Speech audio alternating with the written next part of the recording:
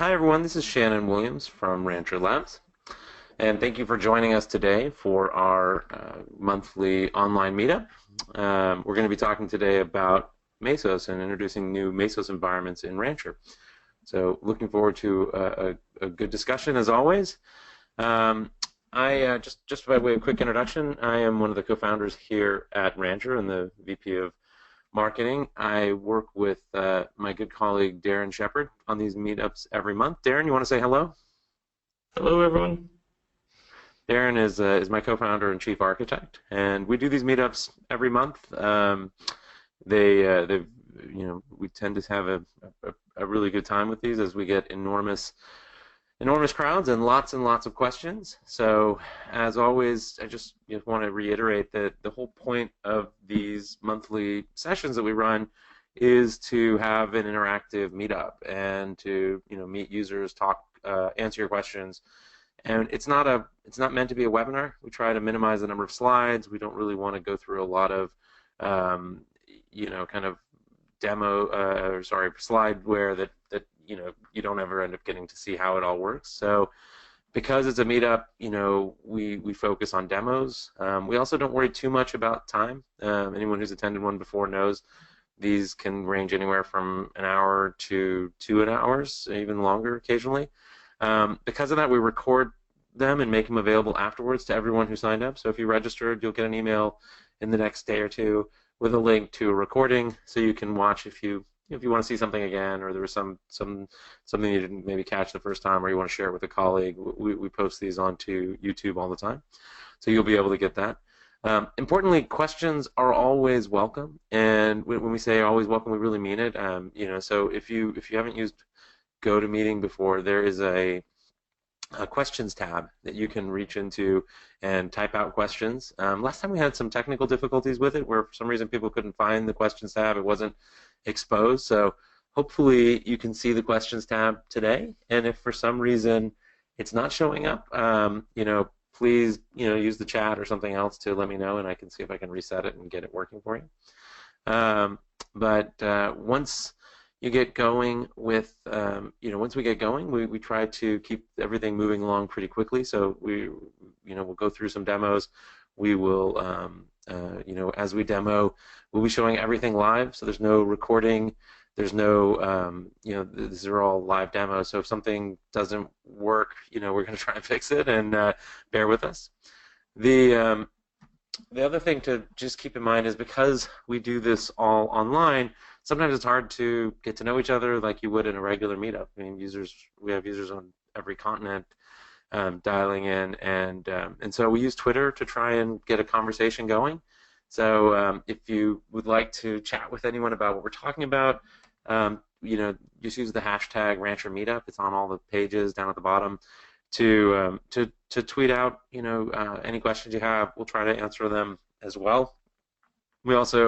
It's a great way to meet other people, to share what you're doing, to suggest topics for next month's meetups. It's a great way to also go in and show us who you are. So if you don't mind, take a snapshot of what you're doing. If you're with your team or you're by yourself, if you're in your home office, or you're working out of the data center, snap a picture, show us what you're doing and how you're attending the conference, and we'd love to see you there. So today's agenda is really focused on Mesos. We're going to talk a little bit about Mesos environments in Rancher. We'll go through a quick Rancher overview. That's for anyone who's new. But then I'll really spend some time explaining what Mesos is, how it works, the main concepts in it. Then Darren's going to go into some demos of setting up in a Mesos environment, showing you how to use frameworks. And we'll talk a little bit about sort of this initial implementation of Mesos and Rancher and some of the stuff that's coming down the road. And then today we're actually releasing the 1.1 release of Rancher, so we'll be talking a little bit about that as we go as well. And if you've got questions about any of the new features, please keep those to the end. We'll try to answer those as well there. Okay, real quickly though, I wanted to just give a quick update on DockerCon. We were at DockerCon last week, and it was a really amazing event. We had, I think, 4,100 people attending this year, and a good quarter of those, I think, came through the Rancher booth. We were just slammed nonstop as people came in to try out, kind of take a look at what we're doing and what's going on. There's some big announcements that we were, really excited about seeing from Docker that we thought we'd just talk about for a minute.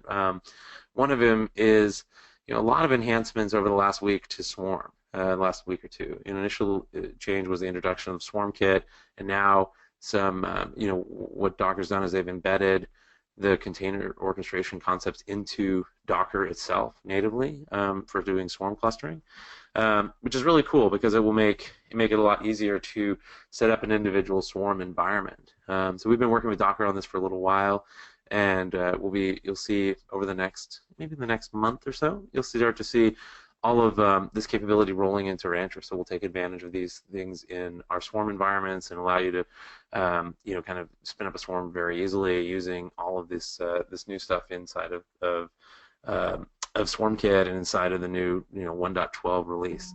Some of it's still pretty rough, so we're doing a lot of QA with it and about kind of working with Docker to iron out any bugs.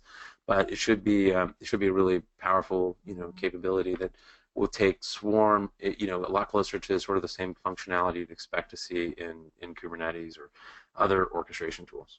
The other thing that they introduced was something called the new distributed application bundle format, which is still also kind of an experimental thing, but it's not a huge difference. It's basically an extension to Compose, which will allow you to create sort of a JSON machine readable build out of a Swarm file.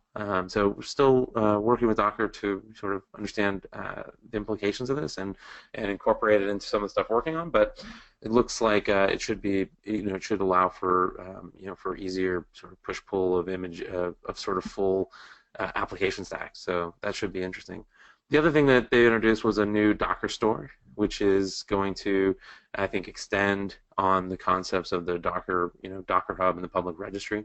So the new Docker store will be coming, I think, pretty soon. It may already be available, but it's nice because it puts in place monetary options for, licensing commercial software as opposed to just, primarily doing free open source tools, which is most of what you see in the Docker Hub environment now. So we'll be supporting that as well in Rancher in the next release. So a lot of cool things coming at DockerCon, and you should see all of this stuff filtering into Rancher, in the 1.2 timeframe, which is over the next month or two.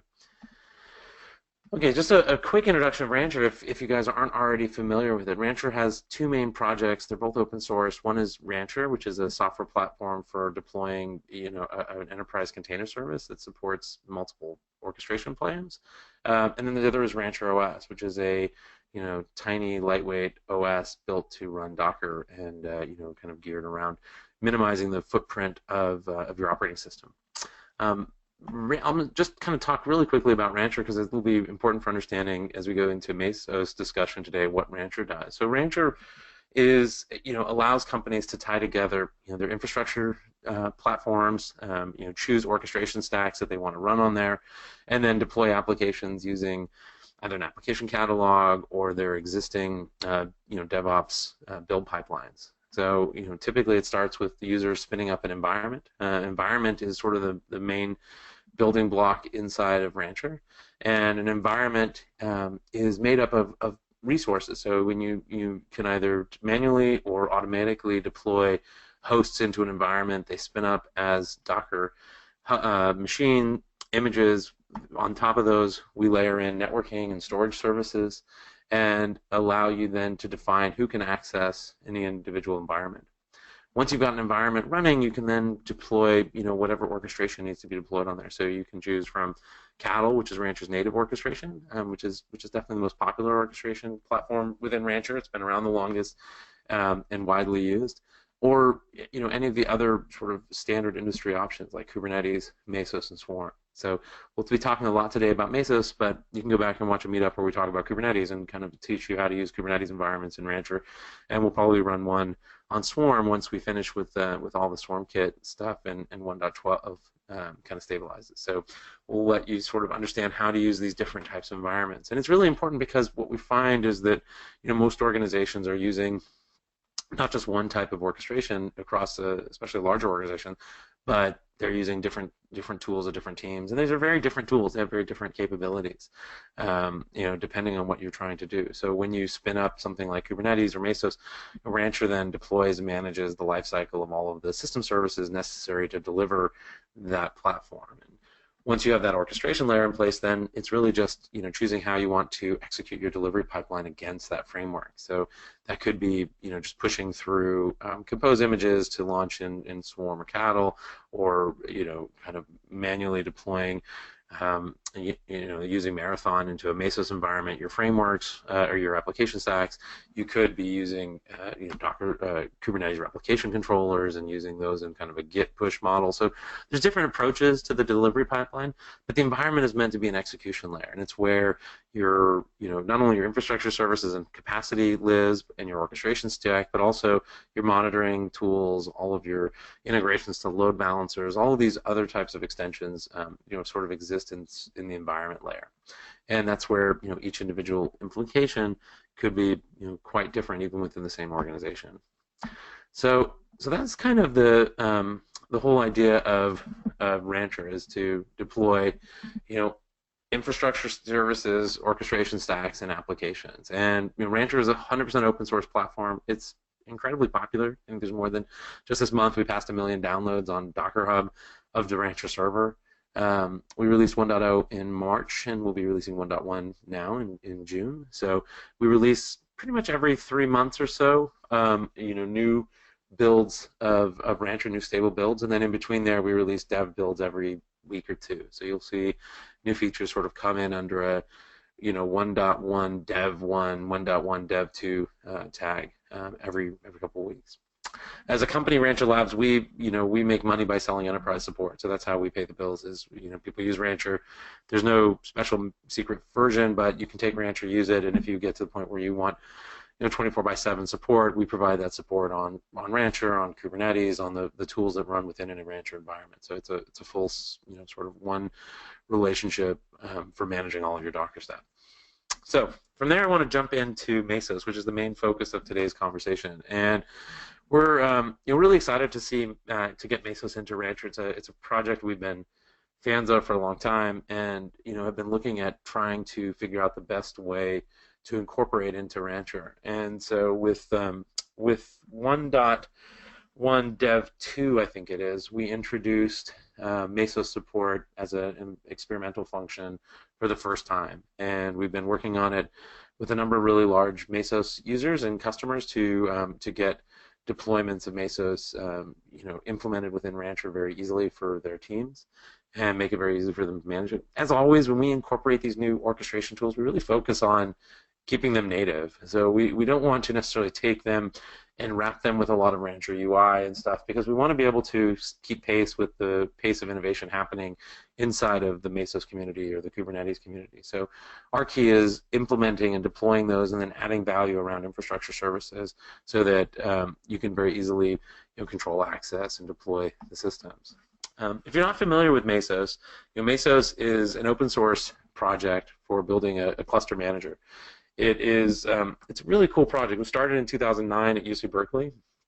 I think the first time I ran into the Mesos guys was well before we started Rancher. My last company, they presented at one of our conferences back in 2011, and I think we were all really impressed at sort of the model of Mesos, because it really it provides a really cool cluster manager and scheduler that has the ability to run different frameworks for deploying workloads on top of it. So the Mesos platform itself is in use in a number of companies. You can go online and you can hear people from Twitter and Apple and Airbnb talk about how they use Mesos. And it's a good indicator of where Mesos' maybe biggest strengths are. Is for large organizations running very large resource pools. It's a really great system for scheduling those. It's also really popular for big data and for a few other types of workloads, which we'll talk about.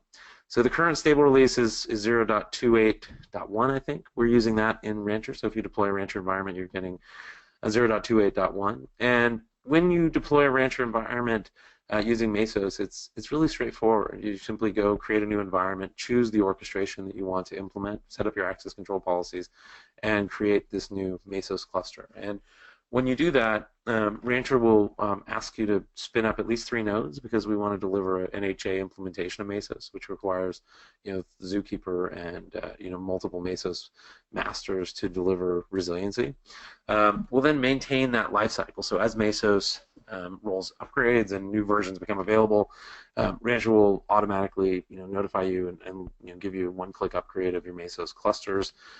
We'll set up all the access control around Mesos. We'll manage, we provide a catalog of Mesos frameworks that you can, sort of one-click deploy when you want to bring up the frameworks to actually run your workloads.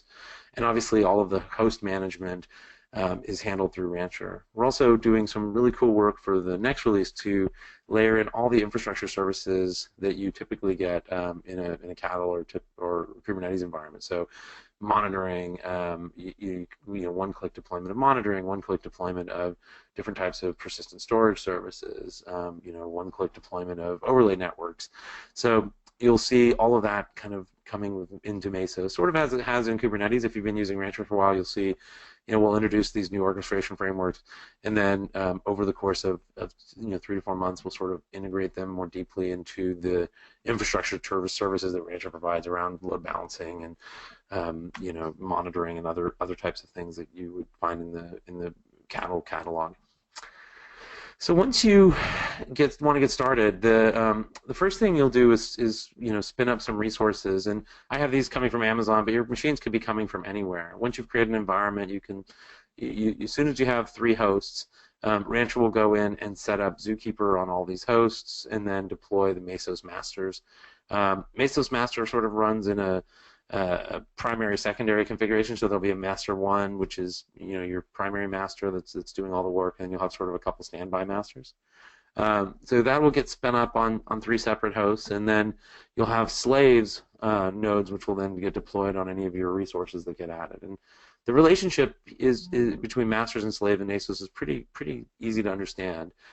Slaves basically monitor the available capacity of what's available on the machine, report that back to the master, so the master has an understanding of the total amount of capacity in the cluster. And masters then can take that and publish basically offers of resources out to frameworks that can then deploy workloads on them. So all of these system services that get deployed inside of a Rancher environment are managed and deployed by Rancher as part of the system orchestration.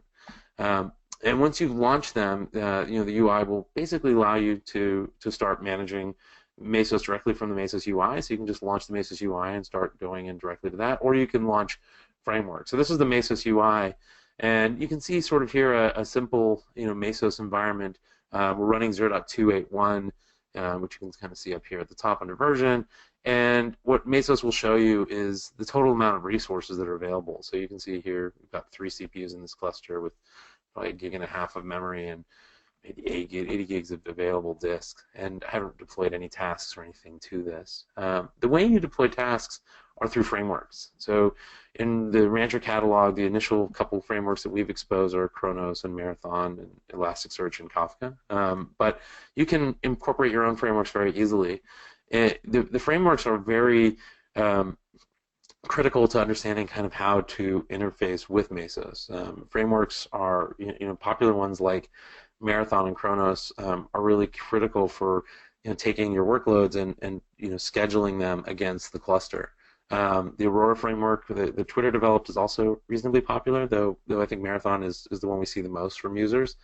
But there's all sorts of frameworks out there. There's frameworks for big data workloads, for Spark, for Kafka, for many other types of heavy-duty processing applications.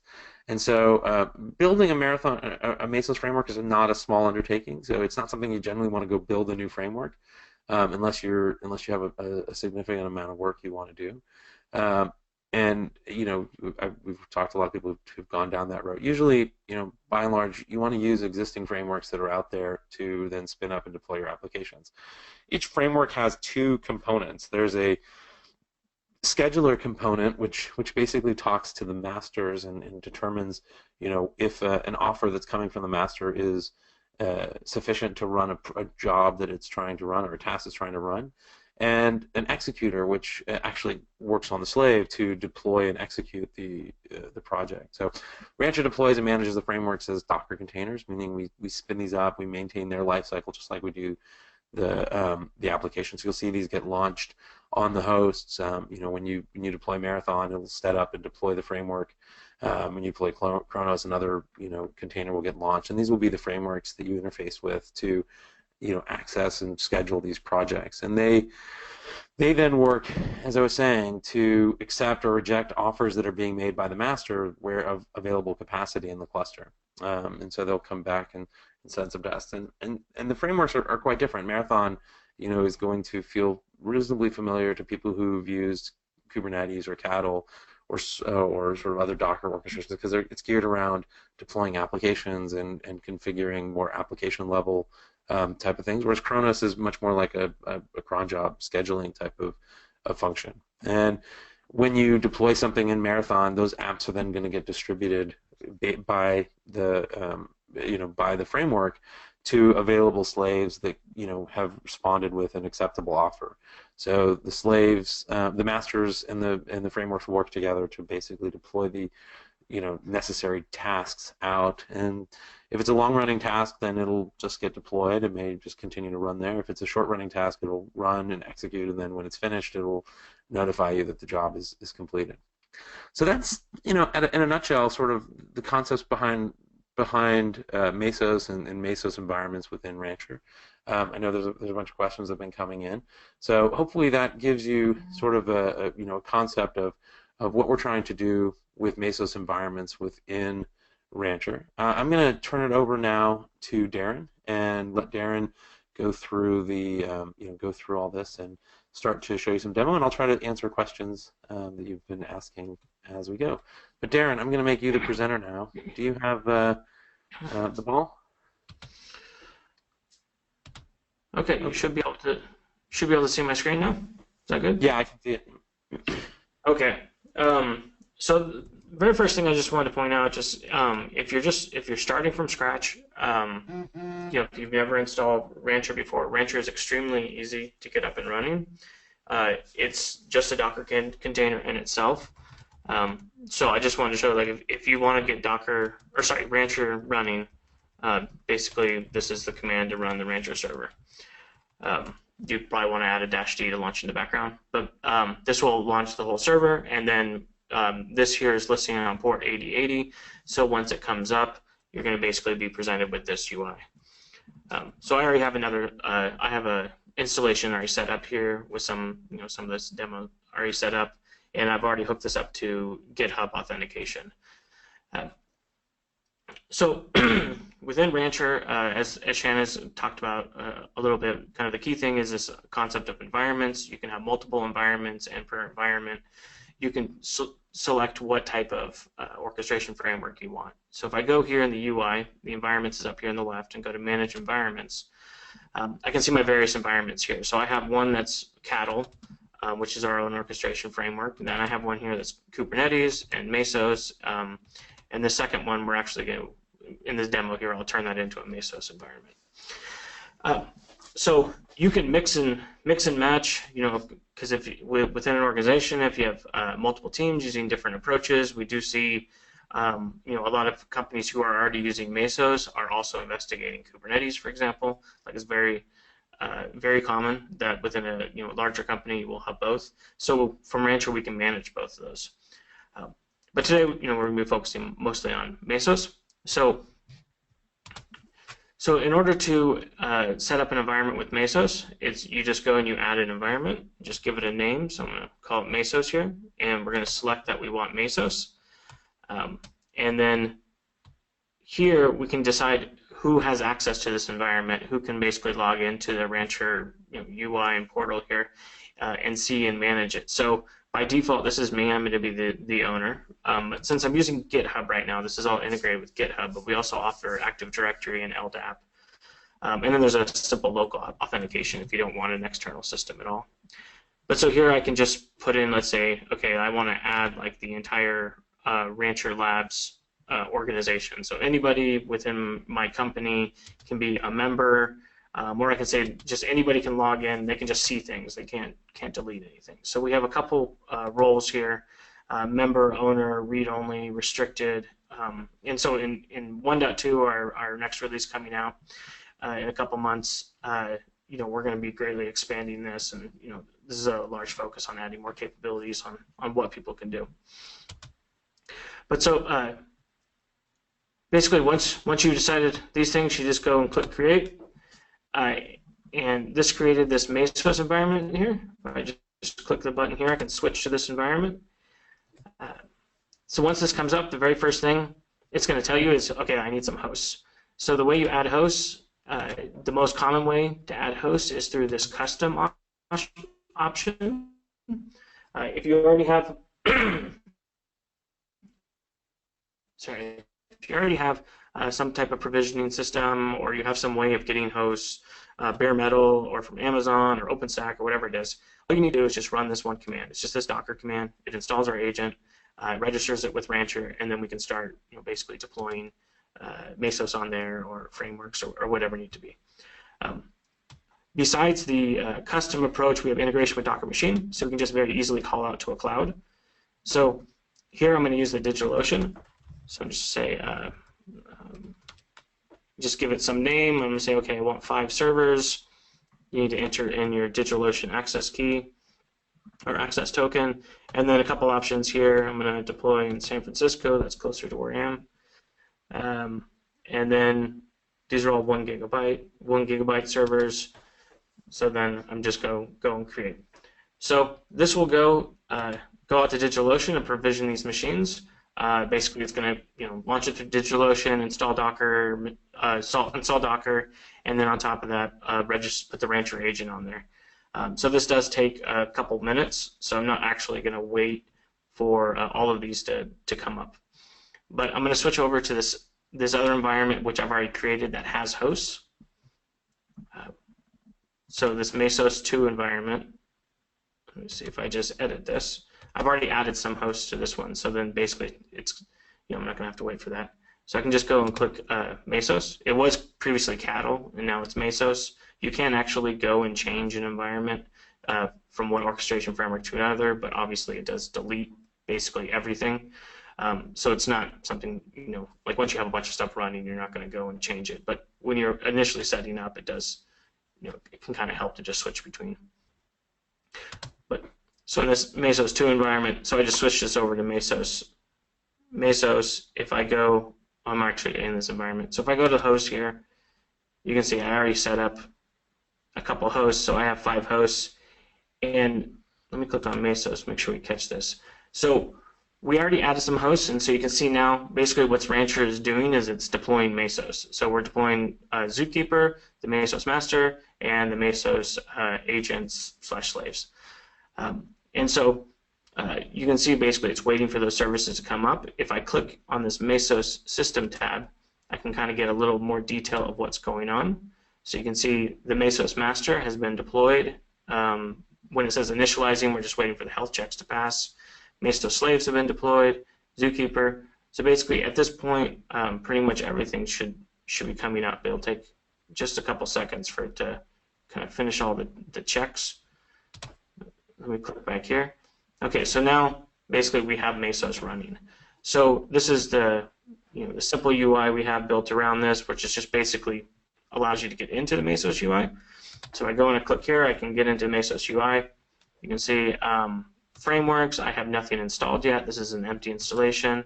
The slaves, I've got 5 hosts here. Okay. So now if I go back, let me go back to the Rancher UI. Let's see.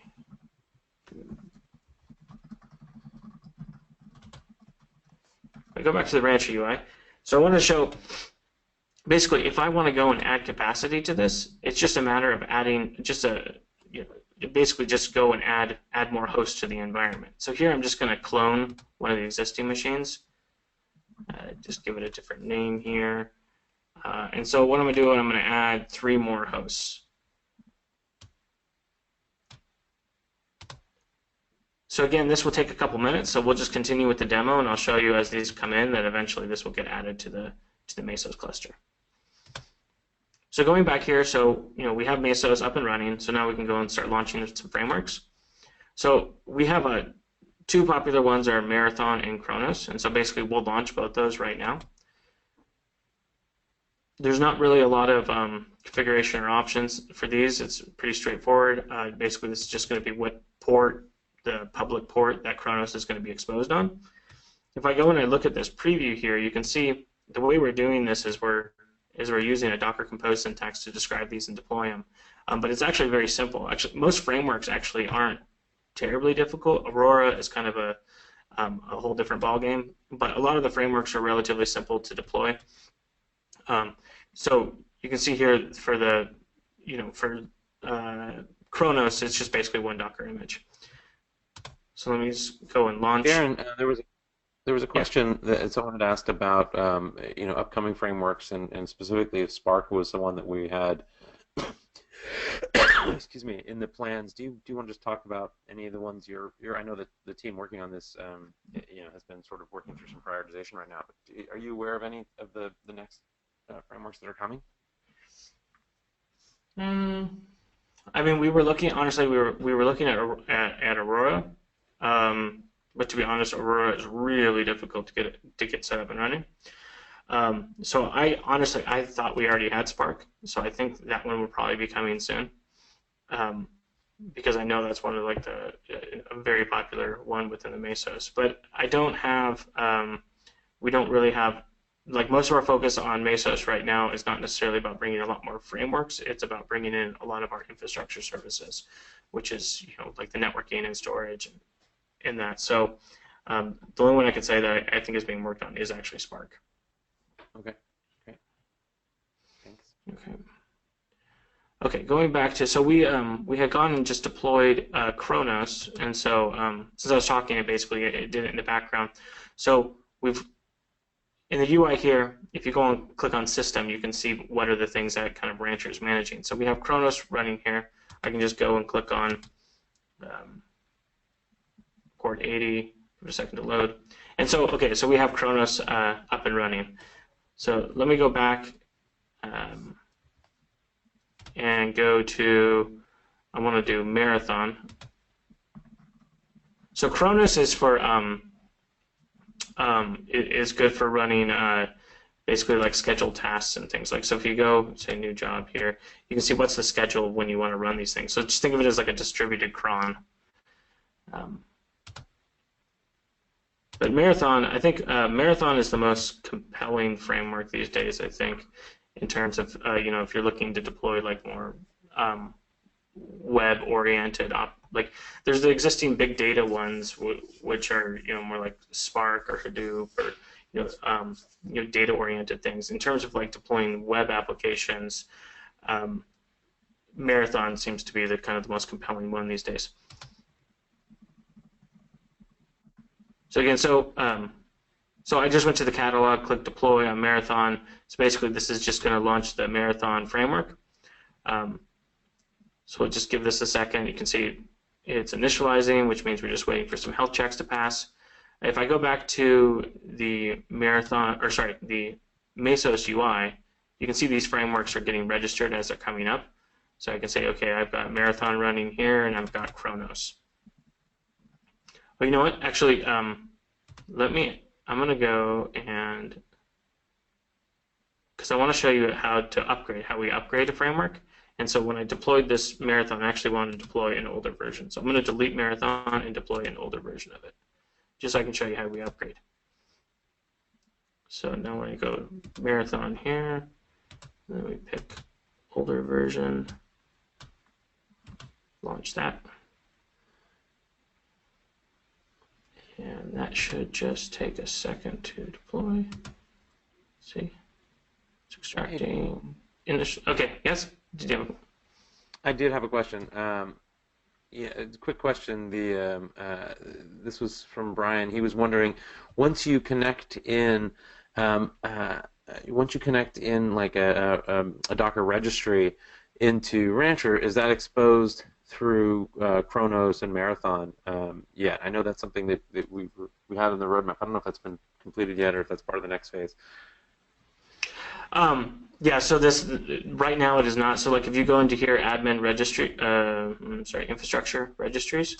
If you add registries here, unfortunately, it is not integrated with Mesos quite yet. Um, that's something we'll be working on. So basically, I mean, what we're showing here in our 1.1 is basically this is the kind of the initial implementation.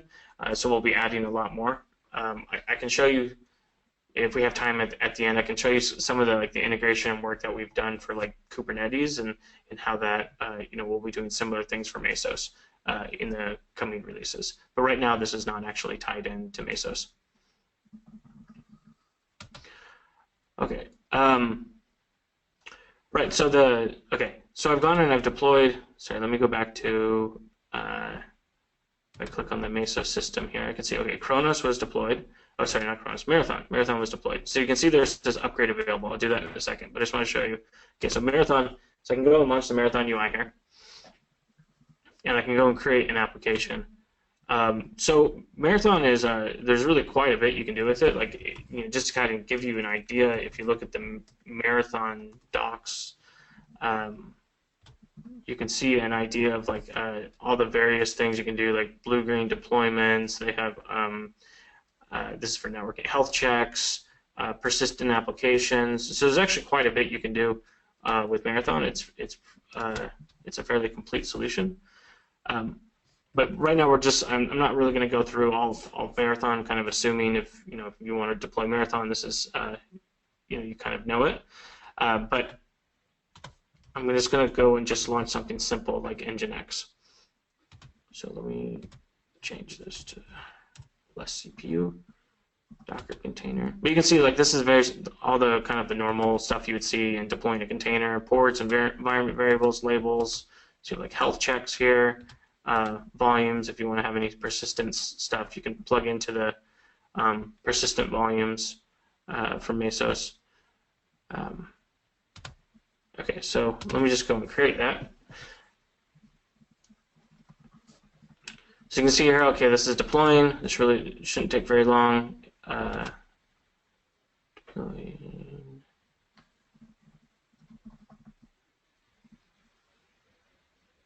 Let me just click on it, see if it's okay. Yeah, it's running now. Okay, so I want to show. Okay, so now we have this one container running. If I go back to Rancher and just look at our like host infrastructure view, actually I can do it from the container view here. You will see it's actually this container here was launched by Marathon from the host view. Go here, host view. Let's see if I can find it on here. It's on the screen. Oh yeah, here we go. It shows up in the standalone containers. So you can still see. So this is kind of the thing. So the thing about Rancher is, since at the end of the day, basically we're using Mesos to launch Docker containers, we can still see all the containers, and this is how we can end up adding a lot of capabilities in terms of like storage, networking, and monitoring and whatnot, because at the end of the day, there still are Docker containers being launched. Okay, so now that I have just basically one application, something very simple running in Marathon, I wanted to then show how we do upgrades.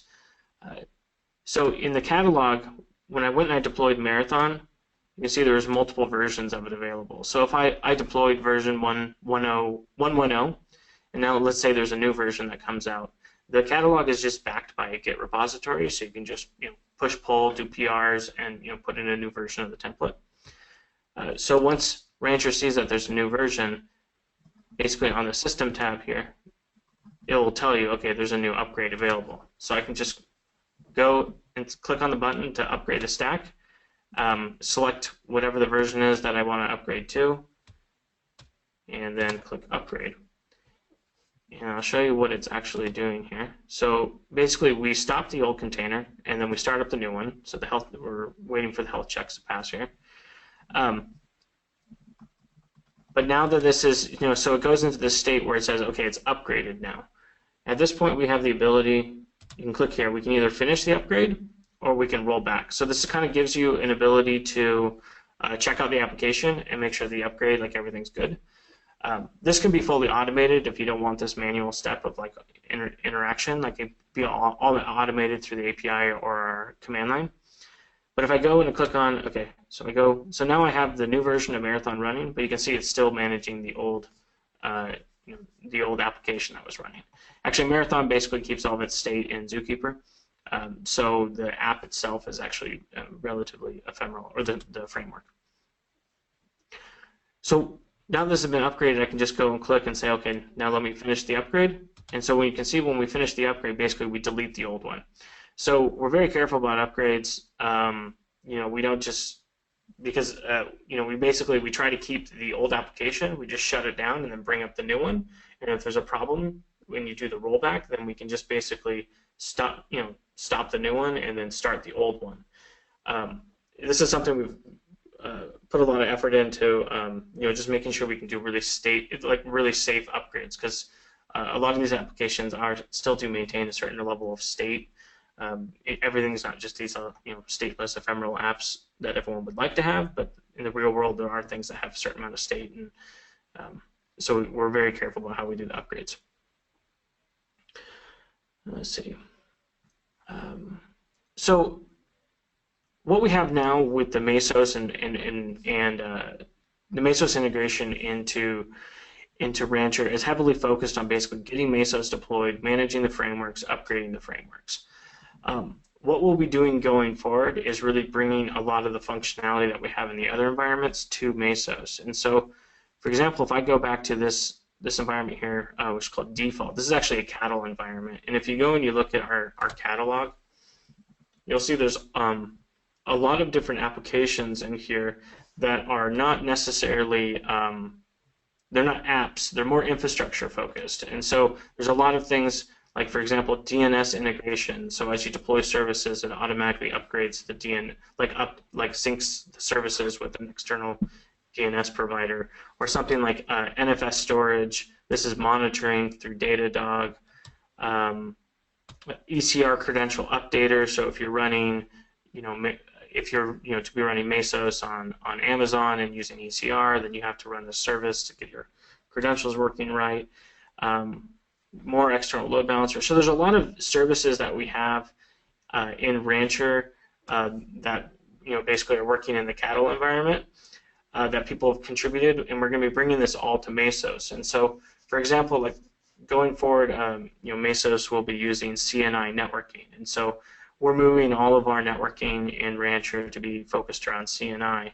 And so you'll be able to do something like deploy Project Calico and get that working with Mesos, just very easily as just clicking these, clicking the catalog items. So the focus right now with Mesos is really bringing a lot of this functionality that we already have in these other environments for other frameworks like Kubernetes and cattle, and bringing those to Mesos. A good way. There was a question that came in a couple minutes ago, Darren, about supporting OpenStack as a compute platform for running Mesos, and how you can add hosts from different ones, and I think that experience, if you think of the way Rancher sort of manages all the different infrastructure providers, is really what we're gearing towards with as we've now supporting these different orchestration layers. What we're doing is we're implementing all of the underlying infrastructure services, the monitoring, the logging services, in ways that are like the cloud providers that are agnostic to the orchestration platform, so that as things get added, they're just added across the board, and you can say, oh great, let me have Prometheus, I'll have it on every host. So I think it is very exciting the direction all this is heading, because in some respects standardization is also happening. It's not happening fast enough, but with CNCF and with the OCI and some of the projects that are happening in the community, you are getting more standardized ways of talking to these different platforms. Darren, there was another question that Brian asked, and he was wondering if there was any advantage to running Marathon and Chronos frameworks in an HA configuration.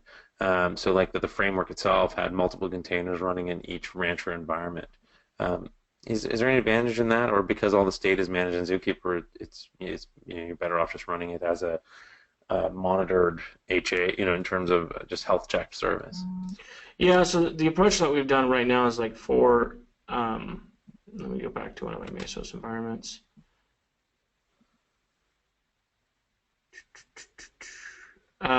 Okay, so let me go here. Oh, no, that's not one. Let me see, Mesos 2. I think that's the one we were playing with. So the approach that we've taken so far is so like something like Marathon pushes solid state into Zookeeper. So we don't actually have a fully high available of the UI. So for example, if I go in here and you look at Marathon, oh, I never clicked finish upgrade for that. Okay, so if I go and look at Marathon here, I actually just have one container running. So you can actually, I believe the way it works with Marathon is you can have two of these running, but then one of them is not really active, and so the other one will be passive, and then so if one of them dies, then the other one takes over. But the thing is like if I just go and delete, let's say I delete this container, Rancher will see that that container, or if the health checks failed or something. So Rancher will immediately see that that container went away or the health checks were failing, and it'll bring it up. So what we have right now is just a very, it's very simple. It's like a very simple deployment, but basically, if Marathon goes down, you will have about, maybe 30 seconds of downtime or a minute, basically whatever I've just shown you right there. Like that's about how long it takes for us to bring up Marathon again. Let's see if so it's active again. So I don't really, I mean, if you really, really, really, really care, like you can't have like, 30 seconds of downtime on the actual UI, then you might care, but I haven't really seen that really matters much. I'm kind of curious now what happens when I scale this up to 2. We'll just see.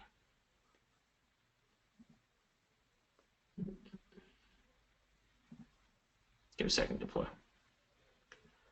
So I don't. So kind of the short answer is I don't really think there's huge advantages of actually like deploying, for example, multiple copies of Marathon because the state is just deployed is kept in Zookeeper.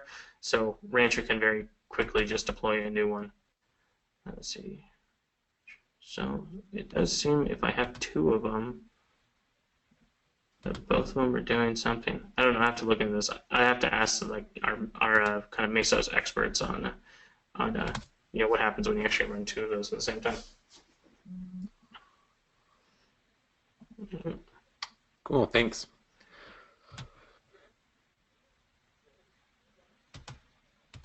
All right. Shannon, were there other questions there? I think that's all the questions on, there's a bunch of questions about other Rancher things, but I think that's all the questions on Mesos. I think you've covered most of everything people wanted to see. Is there anything else you wanted to go through? No, I think that's about it. I mean, yeah, so I can kind of cover the base features and talk about, kind of what's coming next for it.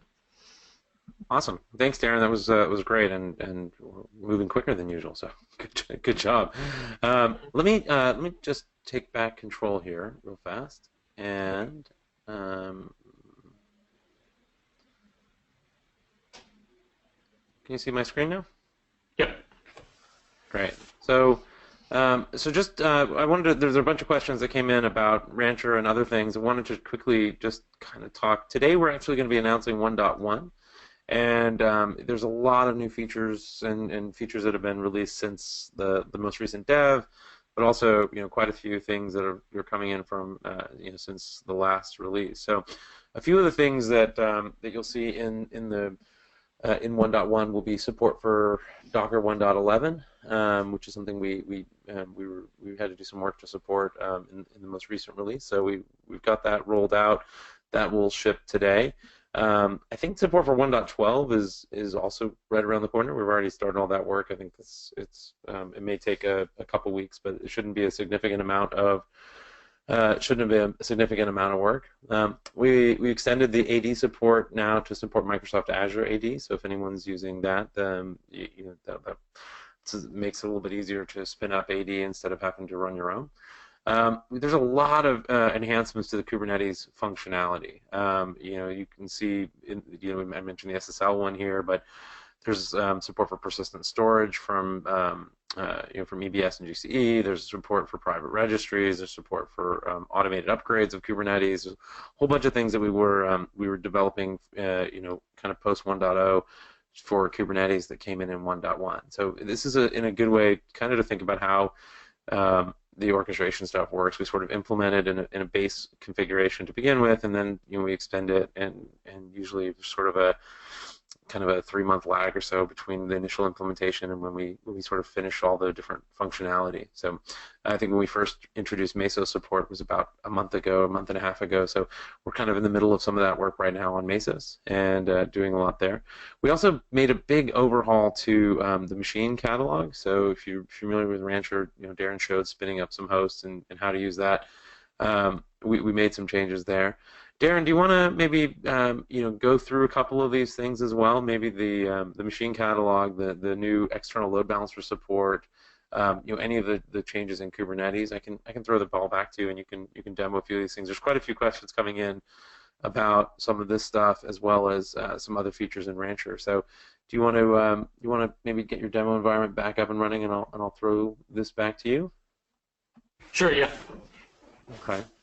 The one that there was already a bunch of questions on was the machine drivers. If you want to kind of pull that up and go through it, we can talk about that as well. Yeah. Right before I get into that, I want to kind of point out a couple things about just tracking Rancher and the project and everything. If you go to our GitHub, which is Rancher, you can go to the releases here, and you can see. So you can see this is the draft. You won't be able to see this right now because this is my own personal account, but this is the draft of the 1.10 release, which will come out today. It's definitely shipping today. But you can always see all of our change logs. We keep everything in here.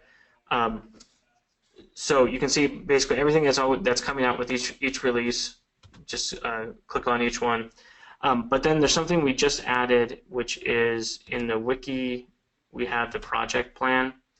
And so you can see we've just started. This is very, very early. So we just started, doing the Rancher 1.2 project plan of, what are the big high-level features that we're doing. And so if you just want to, from an external perspective, kind of figure out what's going on with Rancher and, some of the dates and whatnot, you can see this all through GitHub. We're trying to make this as transparent as possible. Okay, so just want to cover that just really quickly. But so if I go back here, so I had showed deploying, like when I go to infrastructure, add hosts, when you go and you add a host, we have various Docker machine drivers here. So what you can do now, there's this link that says manage available drivers. When you go here, here's all the various drivers that we actually have available. So there's already things, like there's some that we don't have turned on by default that are already available. Let's say Rackspace or Ubiquity, the hosting company, SoftLayer, just a generic OpenStack. So basically, you can now add these machine drivers. So basically, you can now control which machine drivers are available per installation. And additionally, these machine drivers can come from the catalog. And let me look and see if we have any in the community catalog right now. Community catalog. Okay. I think there's a Vulture one in there.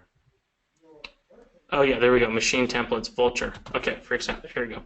So basically, it's very simple. If you go and you look, it's very similar to how we do all the other catalog stuff. There's a Rancher Compose file that has, if there's any questions you need to ask for machine drivers, I don't think there really ever is any. So basically, all that's in the Rancher Compose is just the name and the version.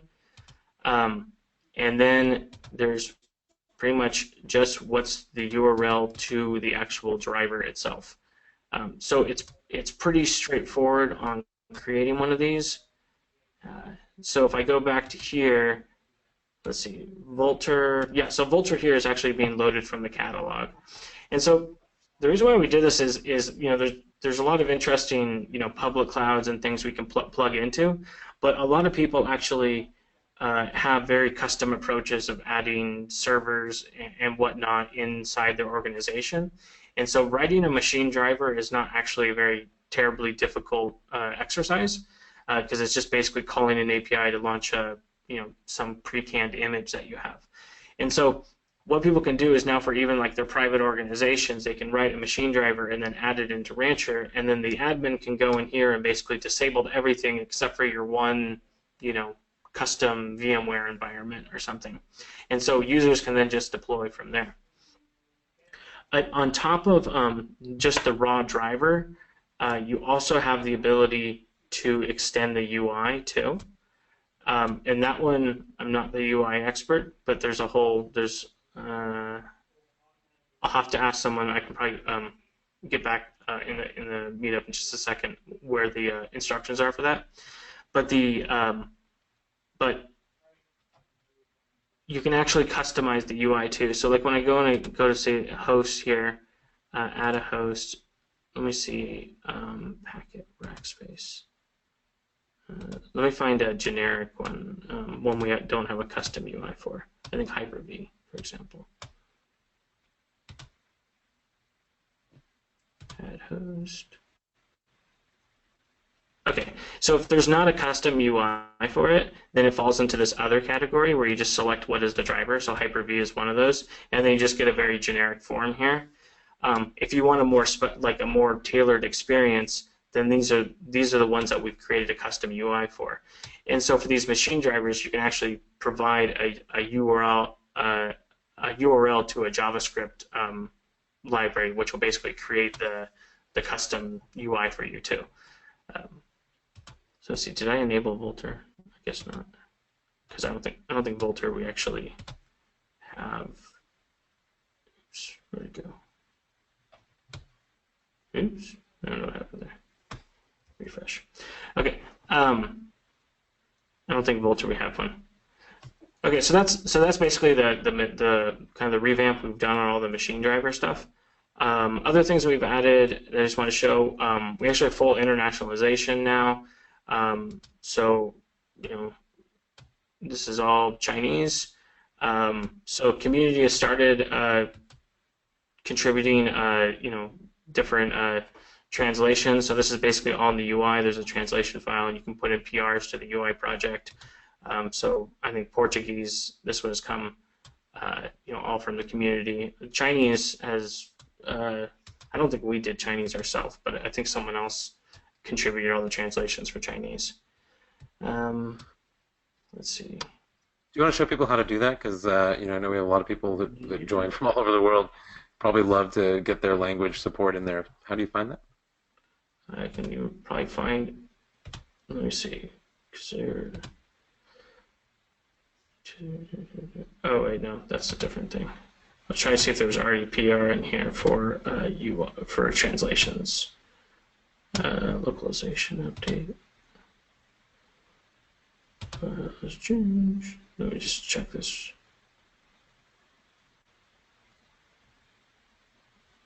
Whoa. I think it's probably massive. Okay. Oh, fancy that. It's in a folder called translations. Okay. So in Rancher UI, there's basically, if you go, there's a folder here for translations, and then it's just this YAML file with all the translations. So Chinese is probably going to be a massive one, but basically it's all the various keys and then what's their equivalent, in that language. So I think you can basically just take something like the Chinese one, which is the most complete one, and then copy it over to whatever language you want to add. So English is the one that has obviously every single thing. If we can't find the translation in whatever language, then we fall back to English. So it's basically you just need to go through the English one and replace it with the translation. Awesome. There's one of the other things was the introduction of the F5 integration and some of the physical load balancer modeling. Do you want to maybe talk about that in Chinese? Yeah. Ideally? So we'll go with English. Let me go to cattle environment. And so the idea of the load balancer is that the external load balancer, it very much follows the pattern that we created with external DNS. External DNS has been a pretty good project for us in that we went and created, I think, Route 53, and then the community has contributed a lot of different providers like Cloudflare, DN Simple. There's a couple other ones that are PRs are in already. But basically, the idea with the load balancer was to do a very similar approach. I think we actually talked about this in the last meetup too. So I think we did F5 first because within an organization, that's kind of the big one where ELB will be the next one that we'll do, and then from there, kind of hope the community will end up contributing other providers. But for F5, the basic idea is when you set up a service, will automatically, you can just basically, when you set up a service, it will then, let's see, launching a service. If you add this,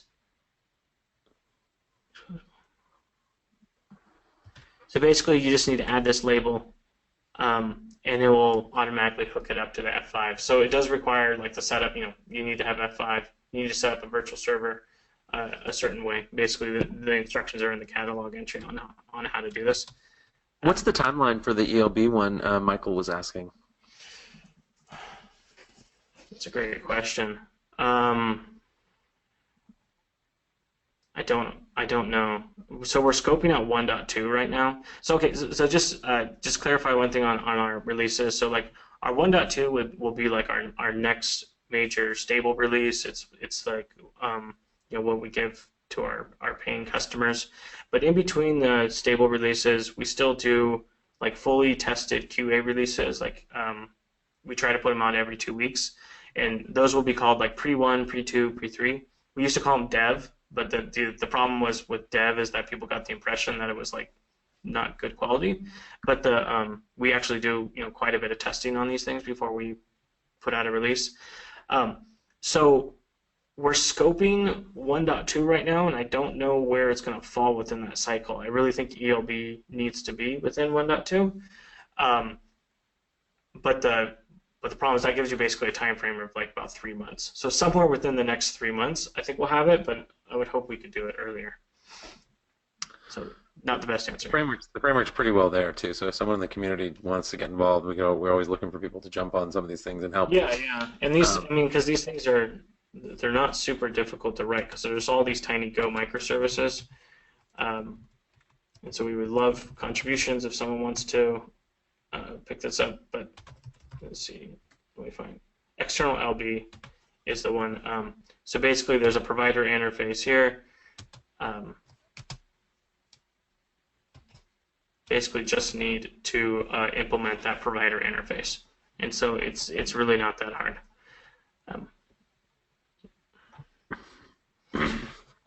Awesome.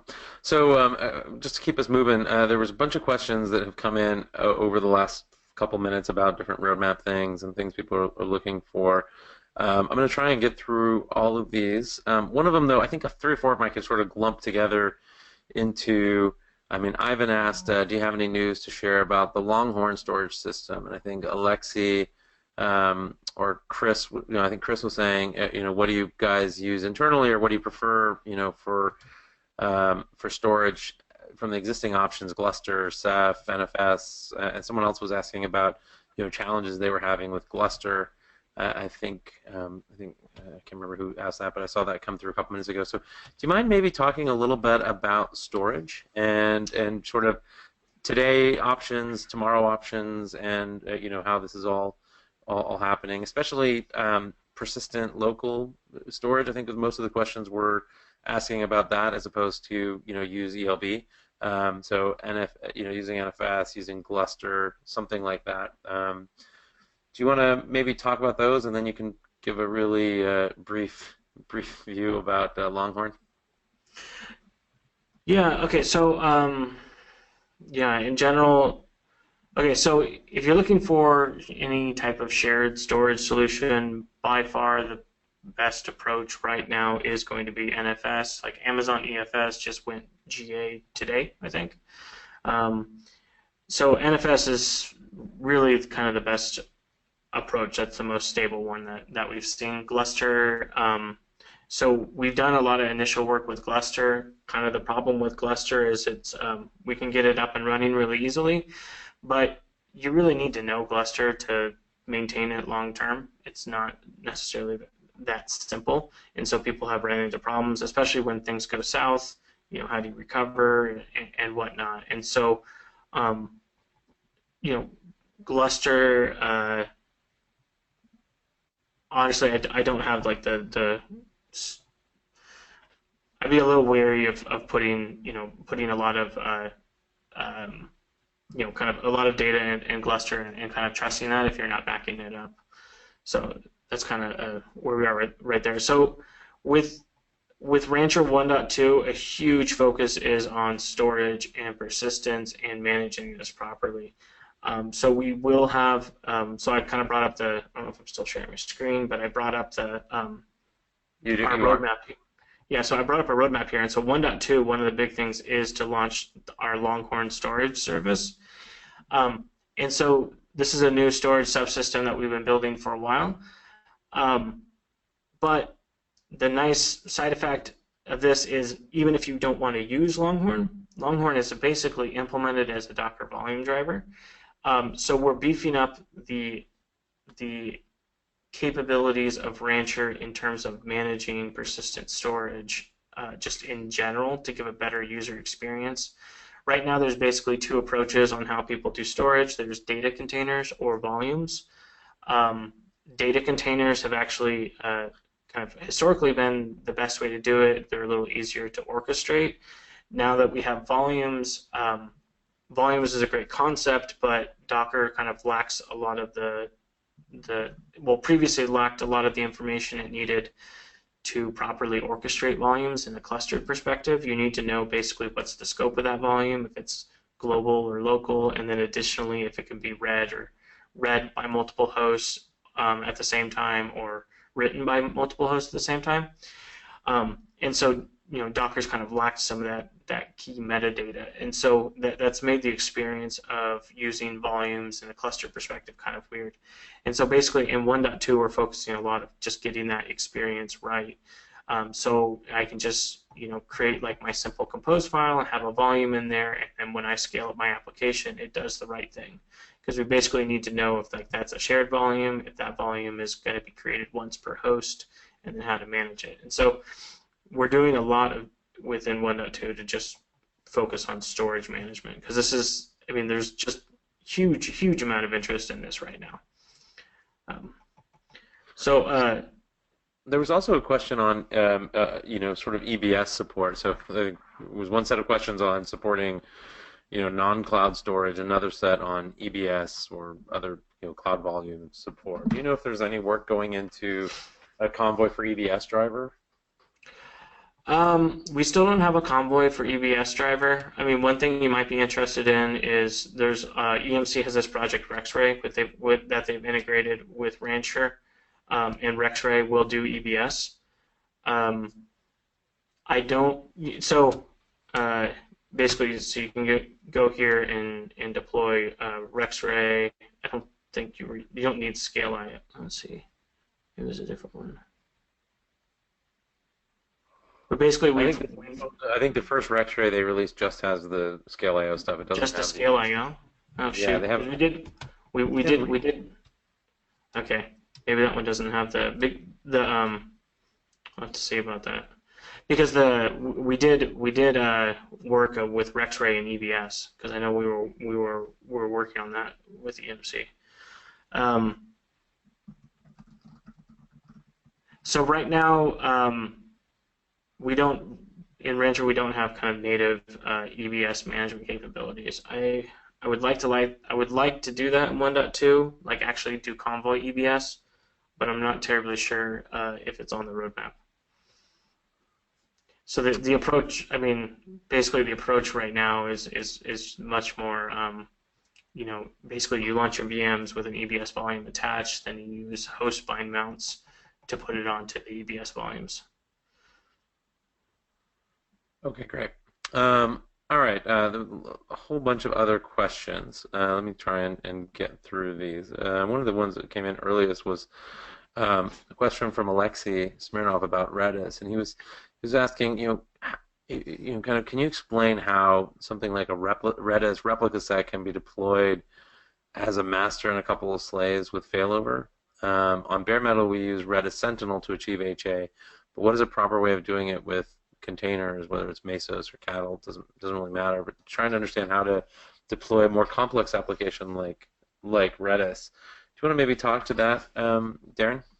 Yeah, so I can talk to how you would do this in cattle. I mean, I can't specifically talk to Redis. I'm not like really going to be an expert on Redis and Sentinel and how that works, but I can tell you some of the primitives and things that we have available so that we can deploy more complex applications.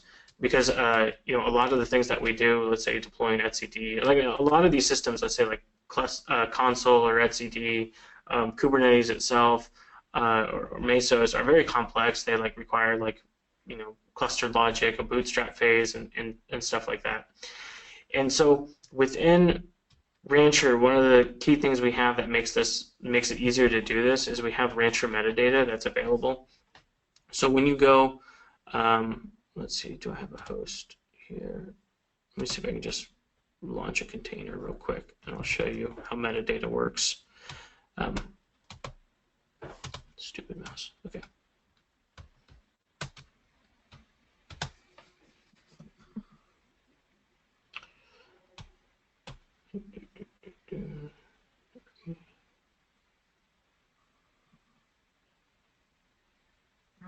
Oh, shoot. This is the very first time I've done this, so it has to deploy the network agent. It'll take a second.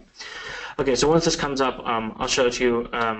So basically what we have available, oh, no, it's downloading the image. So what we have available is it's kind of like EC2 metadata, if you're familiar with that. So an EC2, a virtual machine can hit 169.254, 169.254, and it can get information about itself. We have a very similar service that runs in cattle that you can get information about yourself. And so let me execute a shell here. I'll show you. Okay. Okay, update.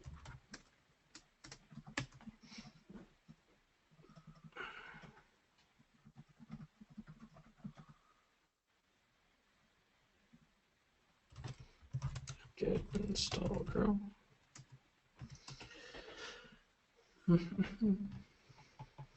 So basically, when your app comes up,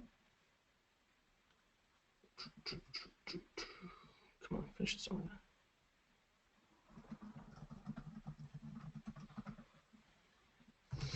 Okay, so you can hit Rancher metadata. Let's see. Okay, so if you hit Rancher metadata, so it's very similar. You can get this in a JSON format too if you just set the header to say accept application JSON. But Rancher metadata, let's say latest. So basically you can get information about like yourself. So you can say like self service, like this one will probably, like it gives a 404 because I didn't deploy this container as part of a service. But if you were part of a service, it would tell you what service you're in. And then you can see from, you can see what are all the services that are available. So you can see it's services, containers. Now, there's two really important properties that we set on a service. One's called the create index and one's called the service index. And these you can use for like leader election. And so for a complicated service like getting Redis up that's clustered and everything, basically what we do is when something is coming up, we look at the create index and service index to figure out like what role it should take. So the way create index works is create index increments every single time we deploy a new container. We increment that, and it's guaranteed to always be incrementing, and it like never decrements. So basically what you can do is whoever has the lowest create index is the master. And so that's how you bootstrap a lot of these cluster systems. When you first deploy it, you just look and say, okay, look at the create index. If I'm the lowest one, I'm the master, therefore like maybe do some bootstrap. Look at the metadata, figure out who my peers are, add them into the cluster. And so we actually have this little utility that Bill, his handle on GitHub is a cloud nautique. Let me see. Has written that will call metadata and do a bunch of little things for you to make it a little easier to do some of these things. So it's called GiddyUp. I'll show you. So you can do things like this, where it's like some of these systems, like if you let's say I deployed like 4 containers, they need to wait until all 4 of them are available. So you can say like GiddyUp service wait on the scale. Like so, just wait until everyone's running before I do something. You can do a leader election here, where it's basically you can call this and it will check metadata to see if you're the leader. And then there's different things you can do, like if you're not the leader, then forward the data, or or just tell me if you're a leader and then call a command. So basically, there's kind of these different tools you can use to build up these more complicated systems, but it does require you to just basically, you're going to have to write pretty much like a shell script or whatnot on startup of these things to look at metadata, inspect your environment, and then figure out how to assemble, kind of assemble the complex cluster. Yeah. Awesome. Shannon? I think that's great. Another question was, this was a question about would Rancher support and in the container names in dash and underscore in the container names in 1.1, or is it not yet completed? I guess it's a sort of a question. This is Alexi's question as well. Do you know if we're supporting dash and underscores in container names in 1.1?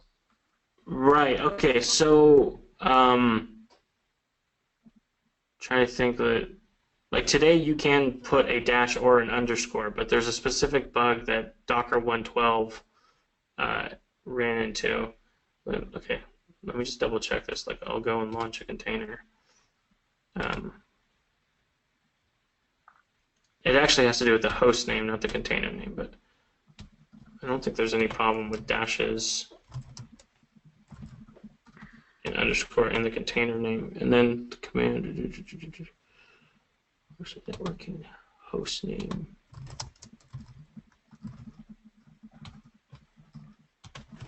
Let me just see if this launches fine. Yeah, that launched fine. Okay, so I'm not exactly sure what the question is, because but there's a problem with underscore.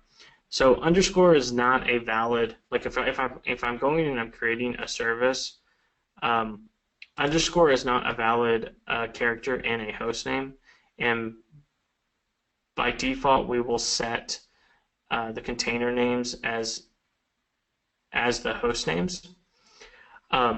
So Docker 112 had an issue that basically they started, like basically everything in Rancher would fail on 112 if you put, like basically all of our services, because we were putting underscores in there. But they actually have changed that, so in the next version, like the next RC of Docker, that will be fixed. I don't think RC2 is out yet. Oh no, RC2 is out, so it should be fixed now in RC2. I'm kind of curious now.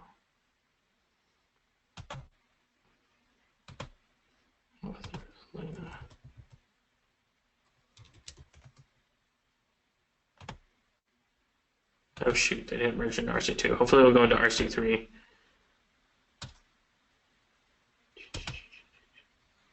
But this will go into 1.12. It's already on the 112 milestone. So there shouldn't be any issues with dashes and underscores.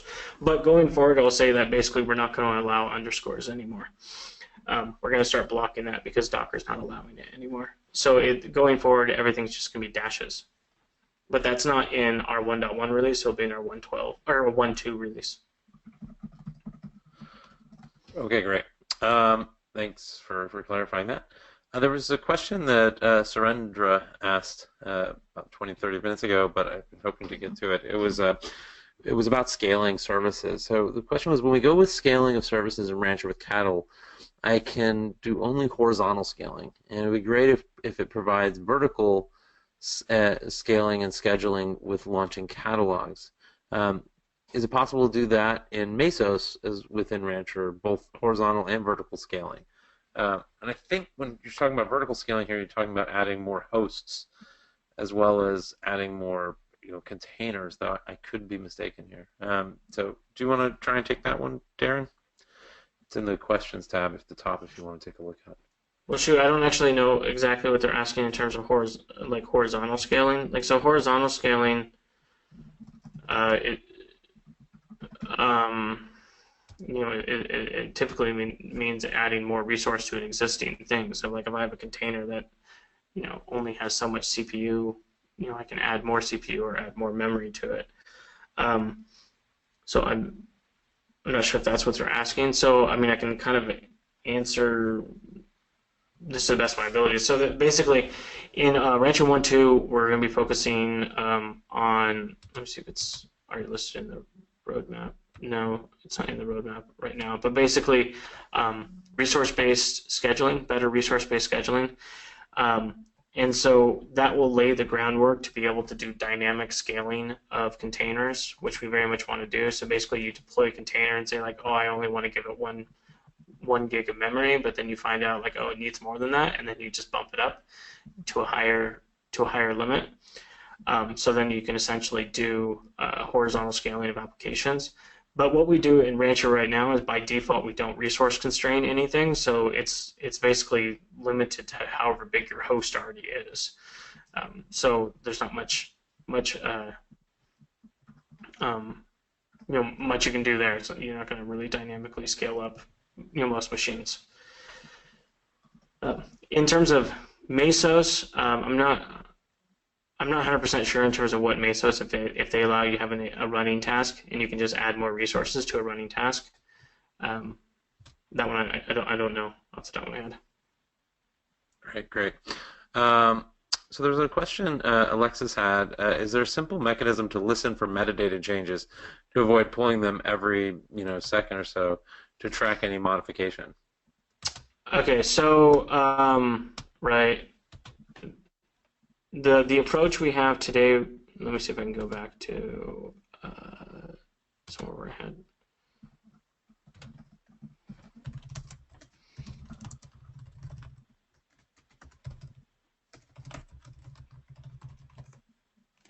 Let me see.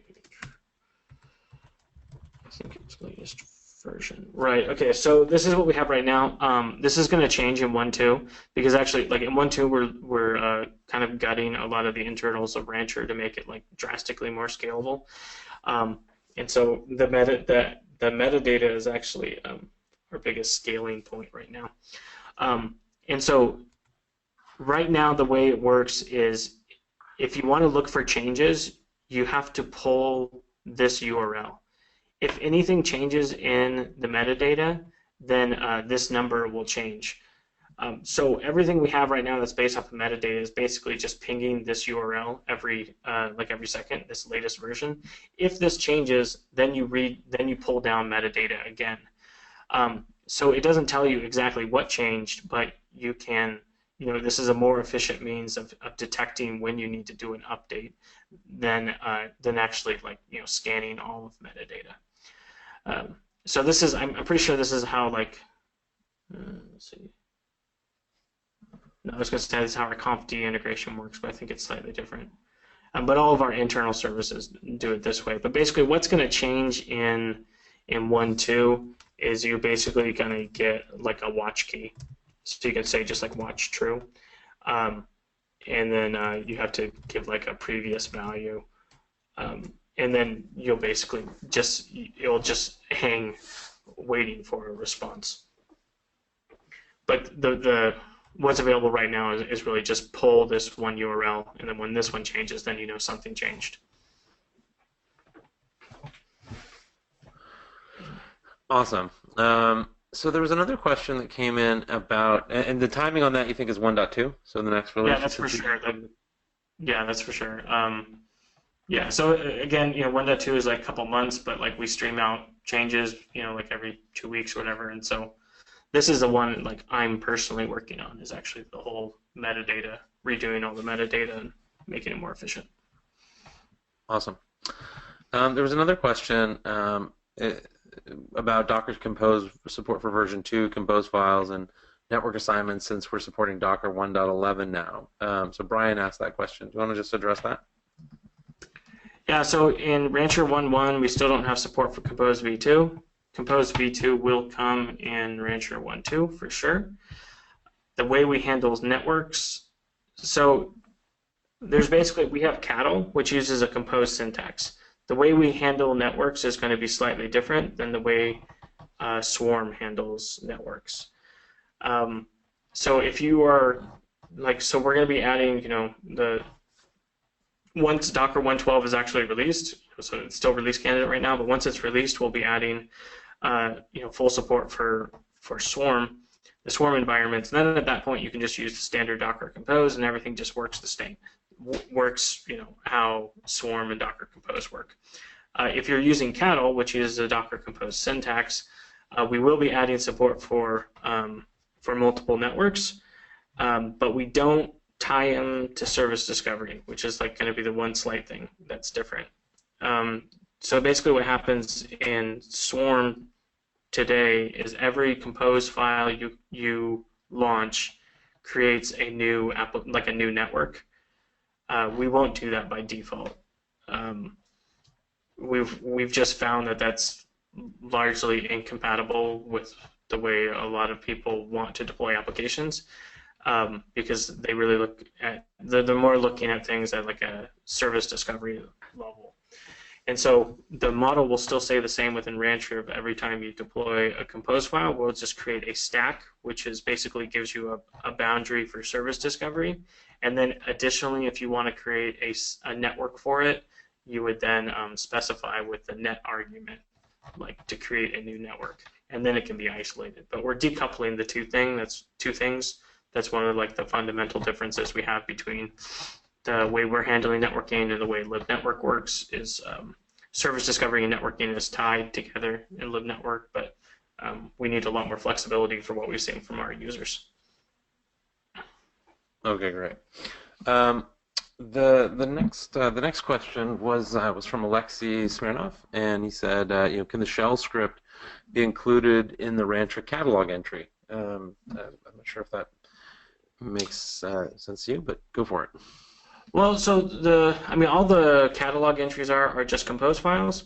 So basically, you don't put a shell script in there. You just put references to Docker images. But kind of reading between the lines, I don't know if what you're trying to do is you want to create a Compose entry that's using an off-the-shelf, let's say use an off-the-shelf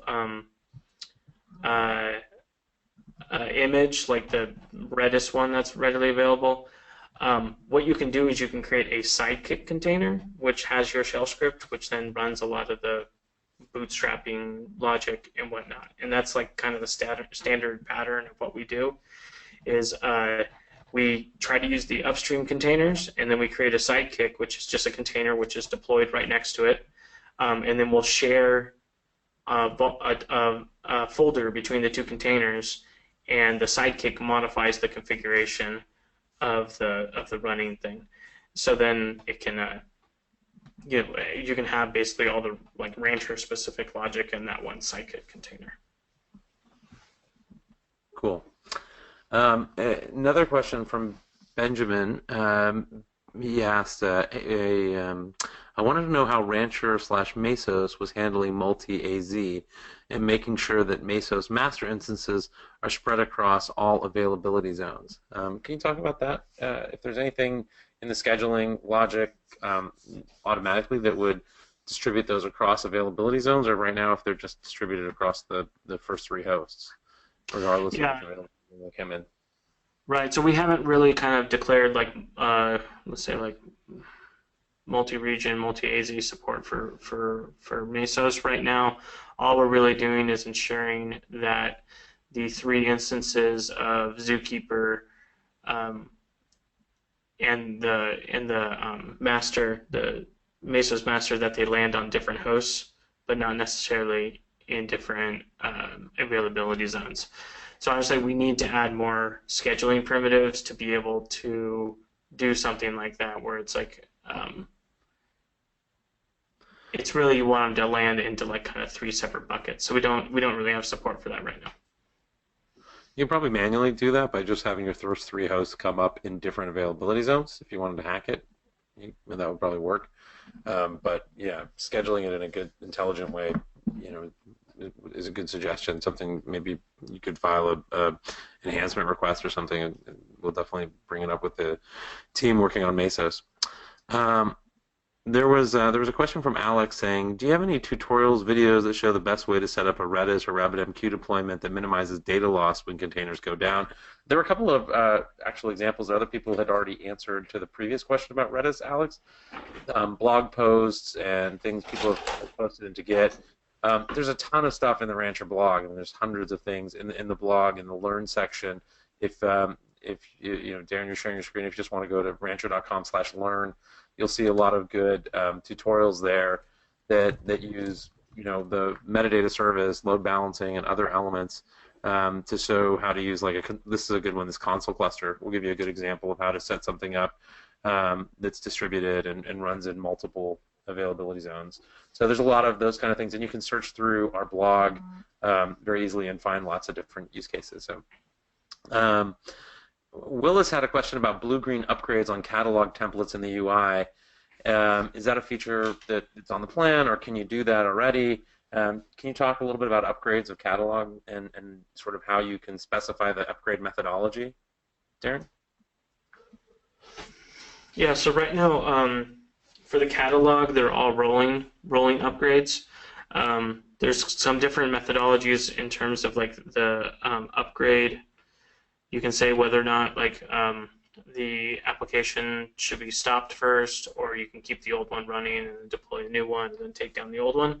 Like depending on your application, it depends. Like something that's persistent, you can't have two of the same running at the same time, so you have to stop the old one first. So there's those parameters on how to do the rolling upgrade. There's also like the batch size, the interval. If you want to do a full blue-green deployment, we don't support that right now through the catalog entry. That has to be like for your we don't support so we don't support that for the automated upgrades through the catalog. If you just deploy a service, you can definitely do blue-green, because you can just deploy the service, deploy a separate one, swing over the load balancer. You can definitely do blue-green, but it's not in the automated catalog upgrade right now. Okay. Well, guys, I think we're out of time. We've answered most of the questions. I think I've answered everything that's come in. So if you have any last few questions, fire them off. We'll try to answer them in an email afterwards. But otherwise, I want to thank everyone for coming. Thank Darren for all of his time demoing everything and creating these demos for everyone. I just want to, also, if you're not already familiar with, getting started and setting things up, just feel free to hit the, Rancher GitHub site. You can go in and just go to github.com/rancher/rancher, and you'll see all the information about GitHub. And there's some good getting started docs there. You can also find docs.rancher.com, forums.rancher.com to get help. All that is based into the product. Launching a Rancher environment is very straightforward. You can also just go to, if you want to sort of read how other people are doing more complex applications, I highly recommend this ebook from earlier this year that is focused on continuous integration and deployment, and really looks at everything from packaging your code to doing test and build to implementing CI with Jenkins to actually operating and deploying your applications and doing upgrades. So it's really good. It's definitely a great place to get started as you learn about Rancher and building out container pipelines. Otherwise, thanks a lot to everyone for attending today, and we'll be making the recording available and posting in the next day or so. Next month's meetup, we'll be sending out an invite for that as well as soon as we finalize the content. So looking forward to seeing you all again next month. Have a great week. Take care. Bye-bye.